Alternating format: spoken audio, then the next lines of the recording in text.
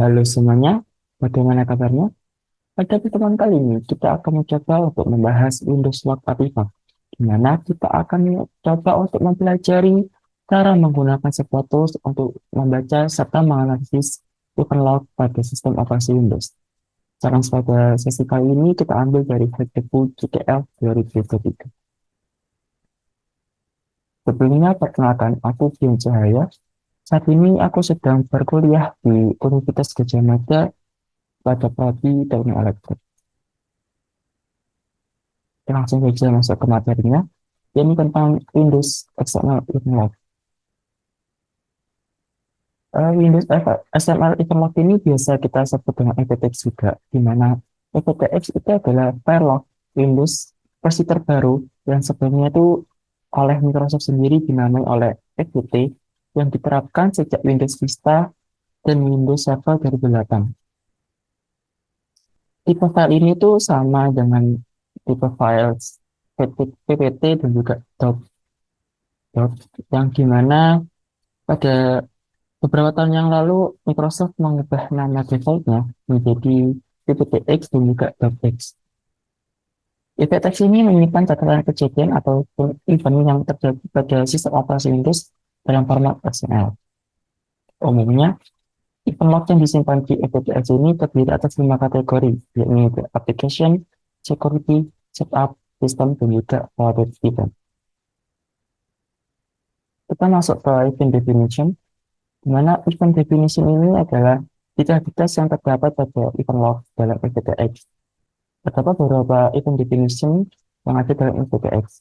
Yaitu ada source, di mana itu adalah sumber di mana event log itu berasal. Kemudian ada event ID. Setiap event itu tentunya memiliki ID-nya masing-masing. Ada date and time, yang menunjukkan kapan terjadinya event tersebut. Kemudian ada level. Level ini tidak terbagi ke dalam beberapa bagian lagi, yakni ada level warning, ada level information, ada juga level error, dan ada beberapa tipe level lainnya. Kemudian ada proses ID yang sama seperti event ID. Setiap proses ID itu, setiap proses dalam event itu memiliki ID-nya masing-masing. Dan juga terdapat beberapa banyak lagi event definition yang ada dalam EVTX yang jika dimasukkan tidak akan cukup dalam waktu yang singkat ini. Jadi kita akan masuk ke dalam tools yang dapat kita gunakan untuk membaca dan juga menganalisis event log bertipe EVT ini. Yang pertama ada EVT Extract, yaitu adalah tools yang dapat merekonstruksi fragment file log EVTX dari data biner sehingga dapat dibaca lebih mudah. Karena secara defaultnya EVTX ini berupa data biner yang kalau kita membacanya secara langsung seperti menggunakan command tab, itu akan sangat susah untuk dibaca, di mana ada beberapa karakter-karakter eh, yang kita sendiri tidak akan paham untuk membacanya. Kemudian untuk FPT extract ini detailnya dapat kalian temukan pada link GitHub di bawah ini. Dan untuk melakukan instalasinya kita menggunakan pip pip dari Python dengan command pip inference FPT extract. Oke. Selanjutnya ada FPTX HMD, yakni tools yang hanya bisa digunakan pada Windows. Karena tools ini dibuat oleh Eric Zimmerman yang memang beliau ini adalah salah satu tokoh dalam digital forensik yang membuat tools-tools yang sangat berguna dalam melakukan digital forensik.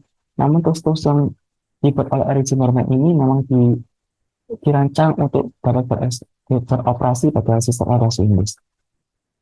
FTX HMD ini adalah tools yang operasi log Windows FTX dan mengubahnya dalam bentuk CSV, JSON maupun XML sehingga lebih mudah untuk dibaca.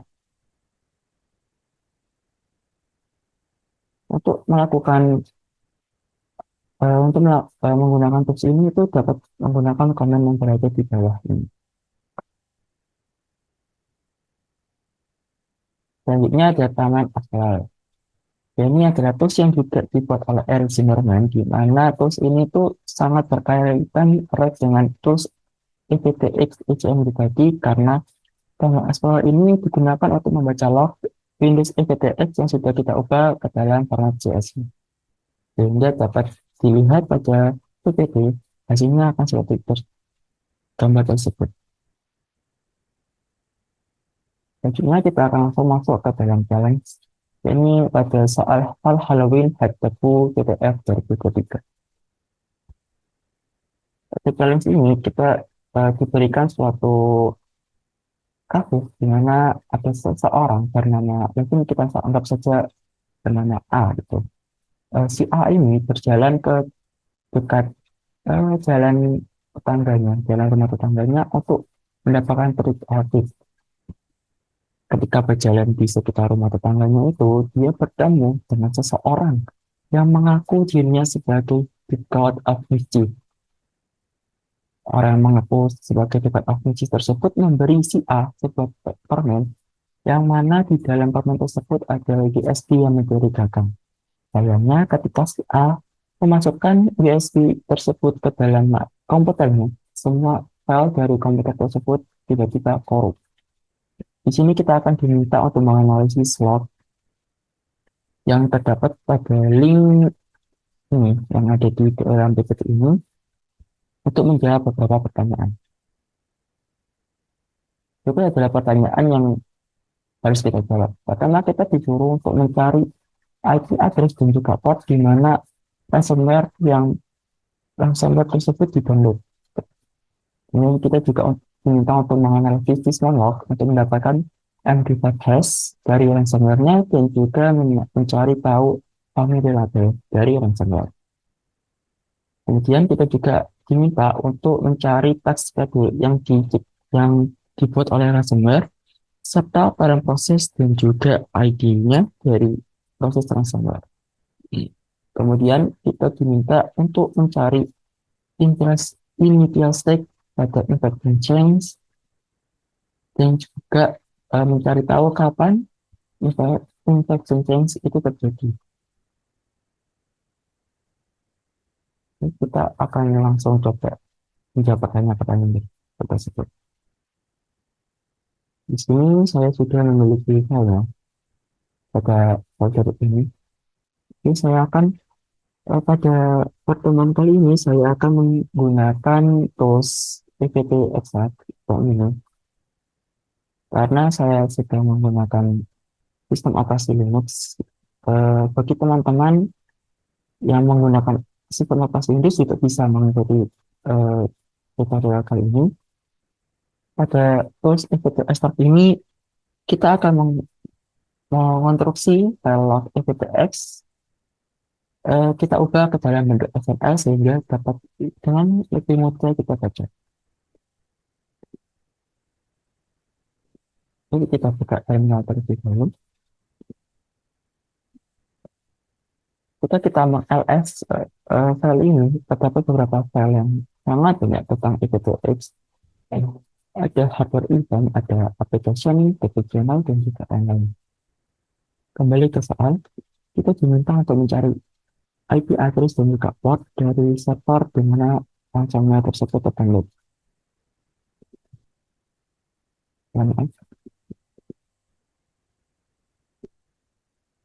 Kita coba menyelesaikannya.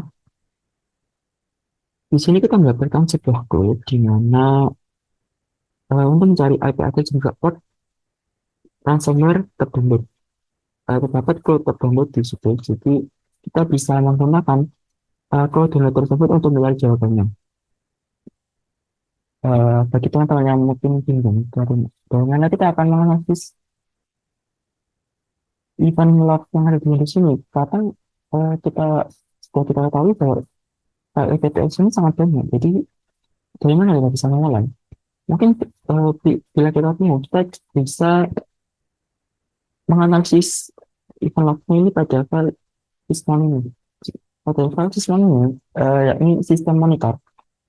Ini merupakan file log di mana sistem monitor itu bekerja untuk mendapatkan merekam semua kejadian yang ada di Windows. Jadi semua kejadian yang ada di Windows itu bisa terekam semua di dalam sistem ini. Tidak seperti yang lain. Seperti contoh pada Kali ini teks scheduler. Untuk teks scheduler ini hanya tersimpan teks dan juga schedule yang sudah dibuat dari ciptaan aplikasi Windows. Jadi kita akan mencoba membaca pada file sistem ini. Kita ketik lebih dahulu. Kita akan menggunakan command nvt extract, kemudian nama file. Pada dasarnya ini sudah bisa bekerja. Namun eh, karena sistem ini merekam semua kejadian yang ada di Windows, jadi event log-nya ini terdapat beberapa banyak baris. Oleh karena itu akan sangat susah apabila kita tidak menyimpan hasil pembacaannya ke dalam sebuah file baru. Oke, kita akan menginteraksi proses ini dan kita akan mencoba untuk menyimpan hasil konstruksi dari EBT-extract ini ke dalam sebuah file baru. Gunakan command sebagai berikut. Ini kita akan namakan dengan sysmon.xml. Oke, sudah selesai. Selanjutnya kita akan membacanya menggunakan command sysmon.xml. Kita akan menggunakan tool yang disediakan pada file, di mana tool tersebut adalah download. Tapi kita juga bisa menggunakan APA dan juga Word, namun untuk lebih memudahkan dalam membaca ini, kita akan menggunakan tool downloads. Makanya di sini kita akan melakukan pembacaan file sysmon.xml dan kita akan menggunakan command grab. Kita lihat di sini, saya akan mencoba mencobanya terlebih dahulu. Sini terlihat bahwa pada file PowerShell ini, PowerShell ini mencoba untuk mendownload sebuah file pada IP 103.162.14.116 port 88888, di mana itu mendownload sebuah file bernama mscalc.exe. Ini jawaban untuk pertama-tama kita lihat ini.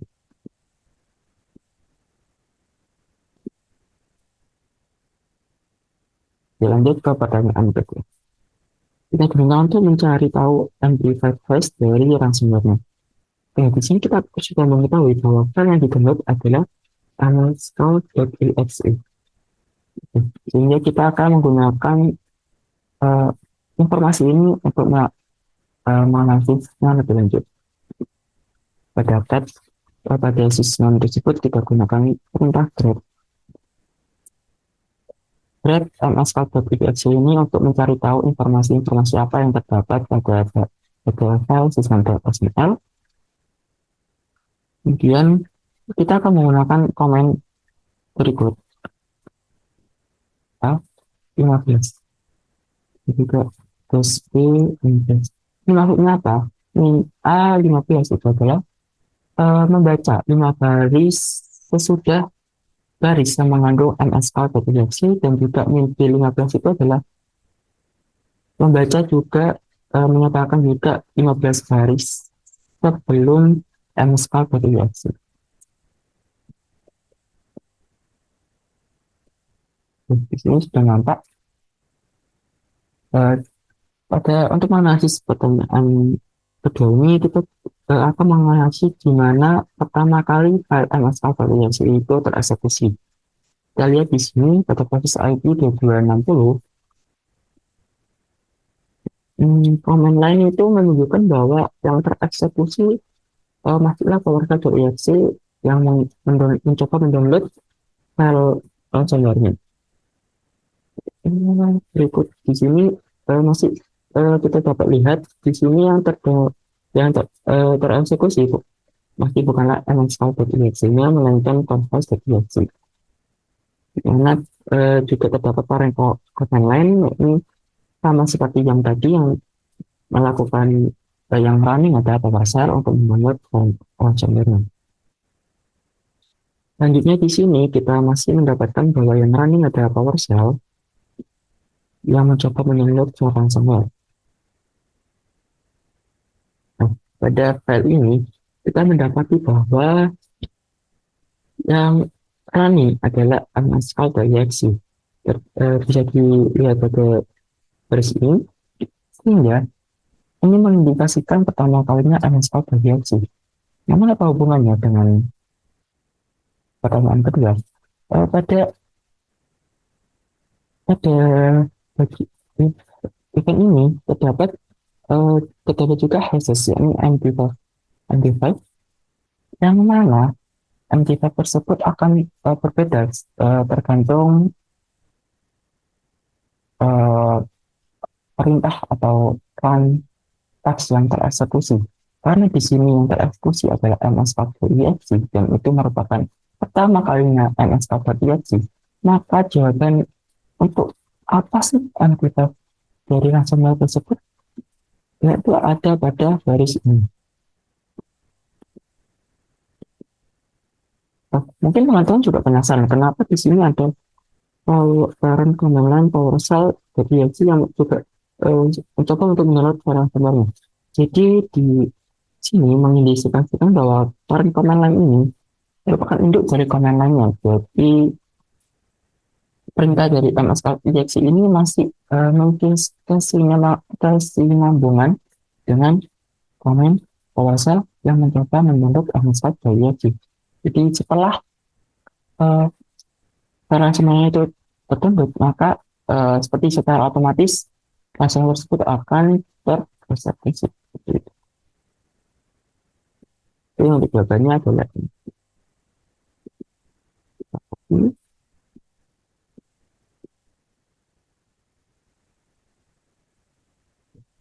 Selanjutnya diminta untuk mencari vulnerability dari ransomware. Di sini kita akan menggunakan tools online berupa virus total. Kita buka total. Melalui virus total ini kita bisa mendeteksi sebuah malware dan juga sebuah malware dari domain ataupun URL dan file. Di sini karena kita sudah memiliki MD5-nya, kita bisa mencari pada virus total ini menggunakan MD5 yang sudah kita temukan. Klik pada tab search, kemudian masukkan face-nya dari sini. Di sini dapat dilihat bahwa malware tersebut memiliki nilai skor 55 per 7-nya. Di sini sangat lengkap ya, bisa kita lihat beberapa detail dari ransomware-nya, kemudian ada data juga, kemudian juga ada behavior-nya, kemudian juga masih banyak lagi. Kita buka tab detection, kemudian di sini terdapat beberapa banyak terdapat beberapa banyak vendor yang menamai ransomware dengan hash yang sudah kita dapatkan. Namun karena event ini terjadi, ransomware ini tereksekusi pada Windows, di mana Windows itu merupakan kepunyaan dari Microsoft, maka kita akan mencari vendor Microsoft dan kita akan mencari tahu nama apa sih yang diberikan oleh Microsoft untuk ransomware ini. Ini kita lakukan search di Microsoft. Di sini kita temukan bahwa nama vendor Microsoft ini memberikan nama untuk ransomware ini berupa Locky Locker. Masukkan jawabannya Locky Locker.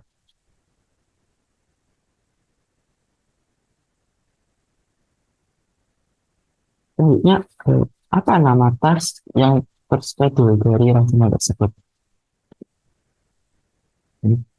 Seperti yang kita tahu bahwa pada sistem ini kita juga bisa merekam setiap running task yang tereksekusi. Jadi dia bisa mengeksekusi.exe dan terekam pada command line ini, pada garis command line. Jadi di Windows terdapat sebuah task ataupun command yang itu berupa SCH-task, di mana SCH-task tersebut adalah running task yang bekerja untuk membuat task dan juga schedule yang ada pada sistem operasi Windows. di mana melalui tas dan juga segel ini Windows dapat melakukan running sebuah program secara terjadwal sehingga bisa terautomatisasi. Untuk menampilkan apa nama tasnya, kita akan mencari tahu dengan menggunakan grep SCH tax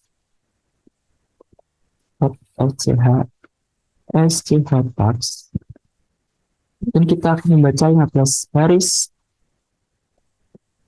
sesudah baris yang mengandung isi atas dan juga 5 baris sebelum baris yang mengandung isi atas sebagai file sysname.psn. Di sini kita lihat bahwa pada pukul 2023 bulan 9 tanggal 20 pada jam 03.03.56 CMD program CMD mengeksekusi SCH dan membuat sebuah create task baru bernama login. Ya, di sini sudah mengindikasikan bahwa ini adalah task yang dibuat oleh ransomware tersebut. Kenapa bisa seperti itu? Karena sesuai dengan nama yang diberikan oleh ransomware itu. Dan ini lagi-lagi, jadi sangat-sangat sesuai. Untuk jika kita masih belum yakin, kita bisa melihat dari parent command line ini. Nah, yang terang adalah mscall.exe. Ini dapat kita kita bahwa login adalah task yang dibuat oleh ransomware itu. Dimana ini sangat sesuai juga dengan pada kasus awal yang mana si anak itu bertemu dengan seseorang yang mengaku bahwa dirinya adalah the god of mischief. Kalau kita melihat pada mitologi Nordik, the god of mischief ini bisa kita sebut sebagai Loki. Karena Loki dalam metodologi Nordik ini, dewa Loki itu disebut dengan dewa mischief atau dewa kenakalan.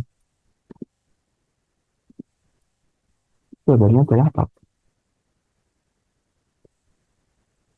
Kemudian apa parent proses dan juga ID dari ransomware itu? Untuk menjawab ini kita akan mencoba kembali lagi pada pertama kali ransomware itu tereksekusi. Kita klik dulu terminalnya, kita lakukan grep pada uninstall, kemudian cari 15 baris sebelumnya, baris uninstall dan juga 5 baris sesudah uninstall.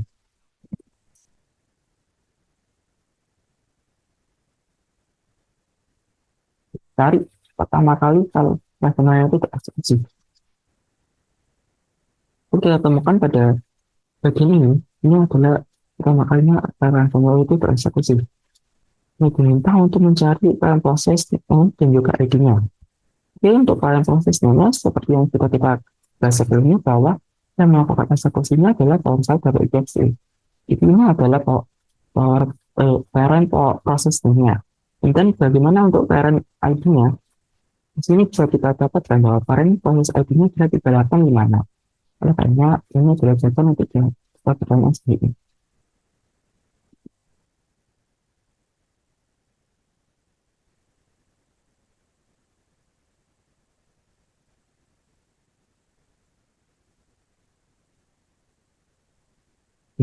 Lihat dari TPID yang ada, kita diminta untuk mencari kapan pertama kali, di mana pertama kali barang tersebut menginjeksi sistem operasi di sini. Kita bisa mencari pad dan juga file namanya. Jadi kita lihat ke bawah, kita coba mencari.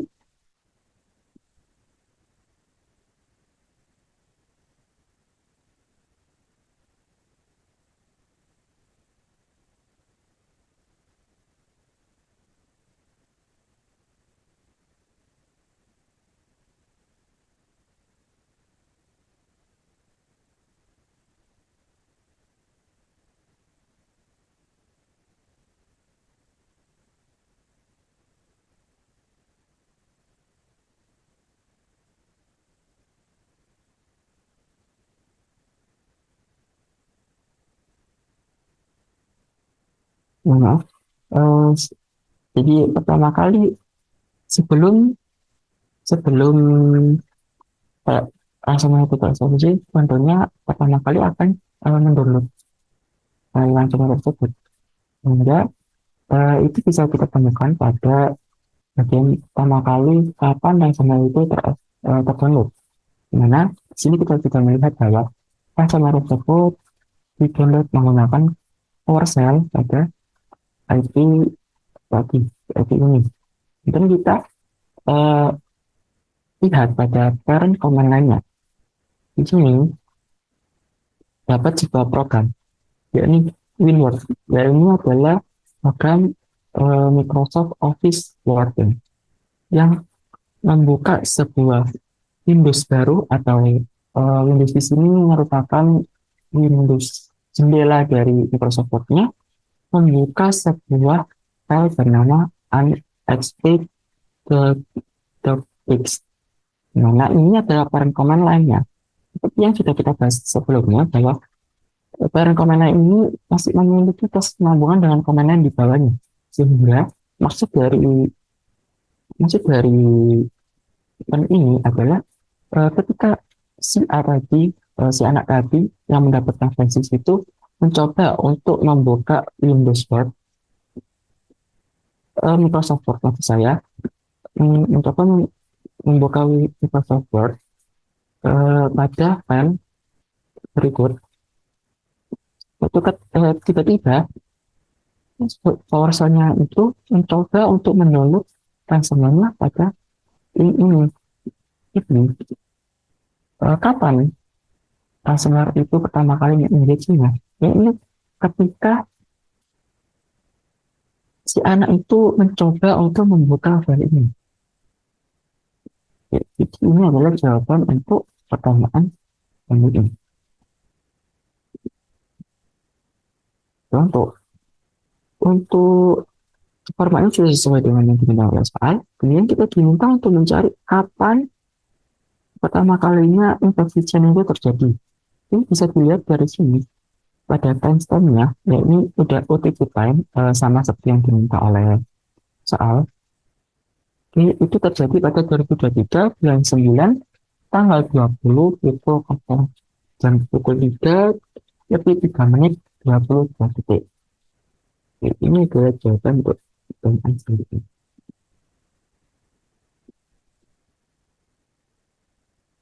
Dan kita sesuaikan dengan yang di format ini.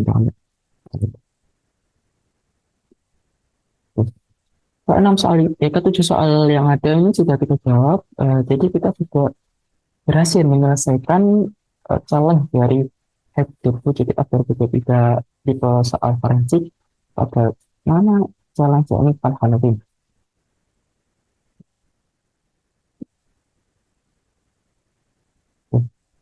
Tadi sudah kita mencari dan juga menganalisis jawaban-jawaban dari soal yang ada itu menggunakan tools EPP Extract.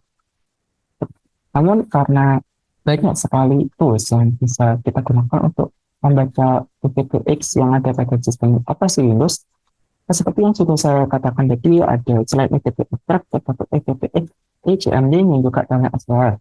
Namun itu bisa digunakan pada operasi Windows. Saya harap teman-teman mau untuk mengeksplorasi lebih jauh lagi selain menggunakan EPP Extract, juga menggunakan EPPX, ECMD, serta Telnet Explorer. Karena kedua tools ini, tools yang dibuat oleh Eric Zimmerman ini sangat, menurut saya, merupakan tools yang juga sangat powerful yang bisa kita gunakan untuk membaca log Windows secara lebih mudah dan lebih gampang untuk dipahami.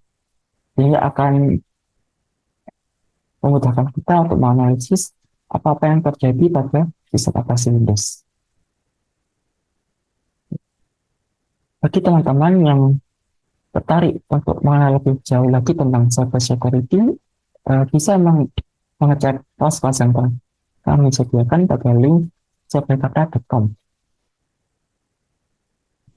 Terima kasih. Mohon maaf apabila ada kesalahan. Mungkin cukup sekian dari saya. Jangan lupa untuk untuk mengecek link dari cyberkata untuk bisa mendapatkan informasi-informasi terbaru dari kami. Terima kasih. Selamat belajar lebih dalam lagi.